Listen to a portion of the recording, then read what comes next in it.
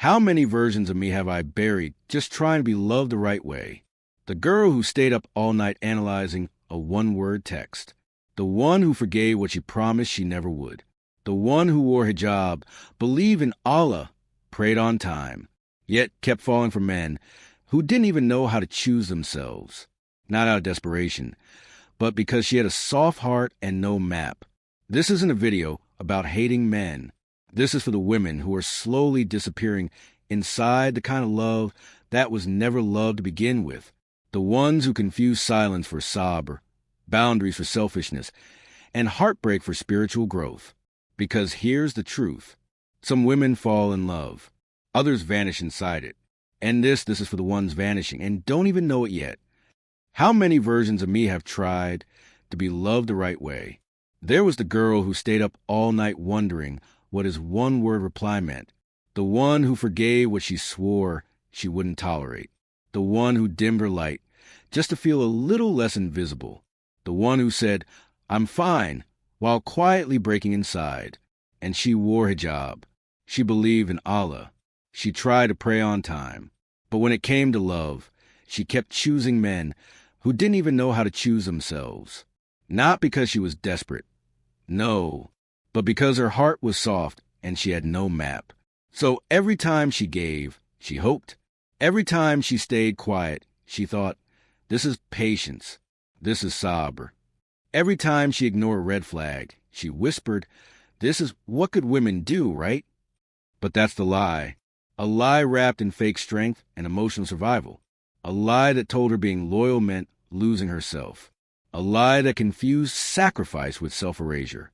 Being a righteous woman in Islam was never about abandoning yourself to feel loved. It was about remembering that Allah wrote your worth before any man ever saw you. And yet, we forget. Somewhere between the filtered reels on Instagram and the toxic halal flirt TikToks. Between the ones who quote Deen online and ghost you in private. Between the reminders and the DMs that cross lines. So many women start bleeding quietly in the name of love. But this video, it isn't about hating men. It's not about becoming cold or shutting your heart forever. This is about waking up. From a kind of love that was never love to begin with.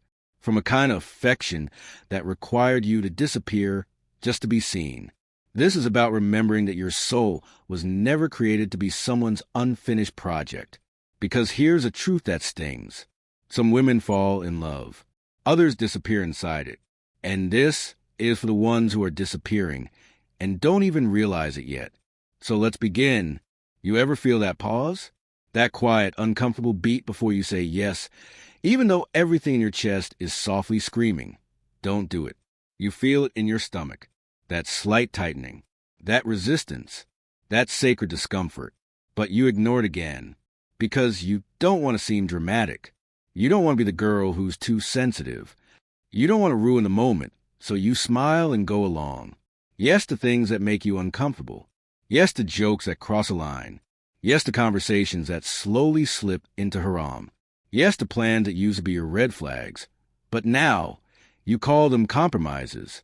And it's not because you're weak. It's not because you crave sin. It's because deep down, you just want to feel chosen. You just want someone to stay. You want to be enough without being told you're too boring, too emotional, too religious. So slowly, silently, you start bargaining. Not dramatically. Not all at once. Just small shifts. Quiet erasers. You stop saying no. You stop correcting him. You stop mentioning Allah. Because last time you did, he pulled away just a little. And now, silence feels safer than truth. So you start bargaining with your own values. Not all at once. Not dramatically. Just small shifts, soft erasers. You stop saying no. You stop correcting him. You stop mentioning Allah in conversations because the last time you did, he pulled back. And now silence feels safer than honesty. But ask yourself, since when did love mean disappearing to be seen? Since when did being understanding mean becoming unrecognizable to the girl you used to be? That part hurts to admit. But you know it's true. Most women don't lose themselves in one big heartbreak. They lose themselves in tiny, invisible negotiations, where her comfort becomes second, Her voice softens until it disappears. Her faith, once a compass, becomes flexible, bendable, bargainable. And the worst part? She tells herself it's sabr. She tells herself this is what patience looks like, that this is how good women earn love. But Islam never taught you to earn love by erasing yourself. Allah gave you boundaries not to push away love, but to protect your dignity when love forgets what it means to honor you. Even the Prophet respected boundaries. Even when people were in love, in pain, in sin, he never forced, never manipulated, never used silence as a weapon. So who taught you that being quiet is a sign of loyalty? Who told you that swallowing your discomfort is the price of being loved? Let me remind you of something sacred. The man that Allah wrote for you, he won't be offended by your boundaries. He'll be grateful for them, because those boundaries, they protect the same thing he wants to protect, you. So the next time you feel that pause, that subtle tug, don't silence it. That's not anxiety. That's your fight you're fighting back. You wake up, first thing you check, not your breath, not your prayer time, not your heart. You check your phone. Did he reply? Was it dry? Was it long? Did he leave you unseen? And just like that, your mood for the next few hours is set. If he texts back, relief. If he doesn't, spiral. You tell yourself it's casual, but inside you're pacing. Your chest tightens every time your phone lights up, only to see it's not him. And somewhere inside, a quiet thought starts to form. That's not shattered love. That's Allah saving you from deeper harm. Remember this. The same Lord who created love also created the mind to protect it. Intensity without structure is like rain on sand, fast, thrilling, and gone by morning. But intensity inside the boundaries of Deen, that's like rain on fertile soil. It nurtures something real. So next time your heart chants, this must be a sign. Breathe. Pray 2 rockets. Talk to someone who cares more about your Akira than your fantasy storyline. If it's right, doors will open with ease. And if it isn't, a closed door is still a mercy. Because either way, you chose guidance over adrenaline. And that's not fear. That's not weakness. That's prophetic wisdom. All the clarity in the world can still feel useless when your heart is terrified of being alone. You've done the hard things. You prayed istikhara. You asked the difficult questions. You reminded yourself, feelings are not facts. But some part of you still holds on. Why? Because the silence that comes after letting go feels louder than sin. And that silence scares you. It starts small. You delay a prayer because the call with him ran a little long. You slide your hijab back just for a quick video chat. No one else is watching. You tell yourself, you agree to binge one show, something you'd normally never watch. But he insists, and it feels easier to just say yes. Each of these moments feels minor, insignificant, almost harmless, but together they stitch into something far more dangerous. A quiet decision, that is comfort, matters more than your covenant with Allah. You whisper, I'll make it up later. But later becomes next week, and next week becomes, after we're married, inshallah. And somewhere in the fog of compromise, you realize you can't even remember the last time you stood for far without thinking of his name. Before his name, you still love Quran recitations, but you pause them when he calls. You used to lower your gaze, like it was second nature. Now, you scroll past images you would have once closed, whispering, it's not that deep, but it is that deep because with every compromise, you're not just changing habits, you're changing who you are becoming. The Prophet said, whoever leaves something for the sake of Allah, Allah will replace it with something better. That promise still holds, but it only activates when you actually let go. You're not in sin because you loved. You're in danger because love started rewriting your priorities. Ask yourself honestly, if a man makes it harder for you to obey your Lord, is he really bringing you closer to what marriage was meant for? Think of the wife of Pharaoh, living inside a palace, wrapped in power and status. But she still whispered, My Lord, build for me near you a house in paradise. Not because she was desperate, but because she refused to trade her Akira for a temporary man with temporary power. Your test is lighter. No palace, no tyrant, just a choice. Will you keep adjusting your dean to fit his preferences? Or will you adjust your suitors to fit the sacred boundaries Allah already drew? To protect you, ask yourself simpler questions.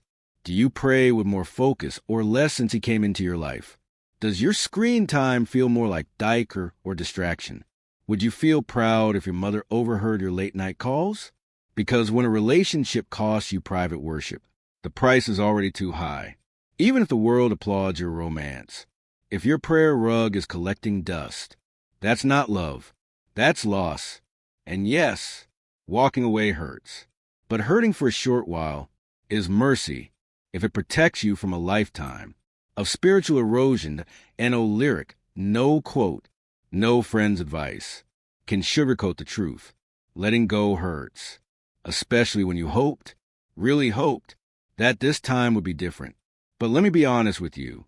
Hurting for a season is a form of divine protection if it saves you from a lifetime of slowly drowning in compromises you were never meant to make, staying just to avoid loneliness while you quietly drift from Allah.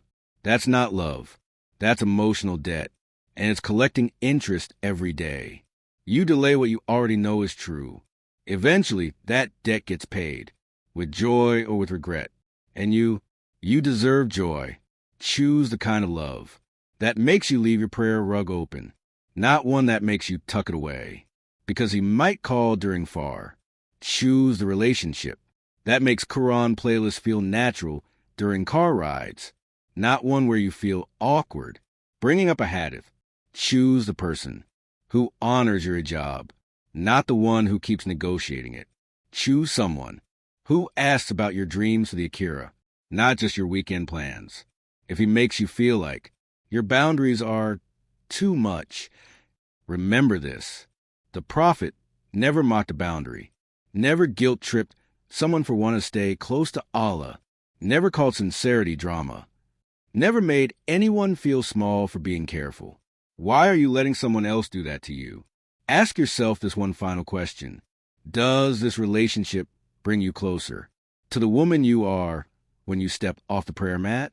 Or does it pull you further away from her peace? Because every act of worship you silently trade for a man is a pact broken with Allah. And no relationship built on broken pacts can carry the weight of barakah. Let him go, or let the habits go. But never let go of the one who wrote your name in his book long before you even learned how to love. Maybe your chest feels heavier than when this video began. That's okay. That heaviness is not punishment. It's not shame. It's mercy.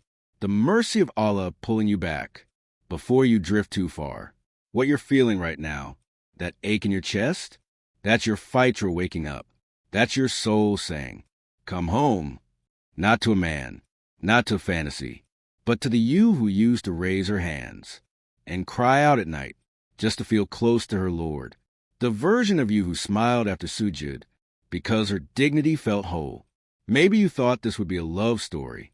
Maybe part of you still hopes he'll wake up one day and realize you were everything.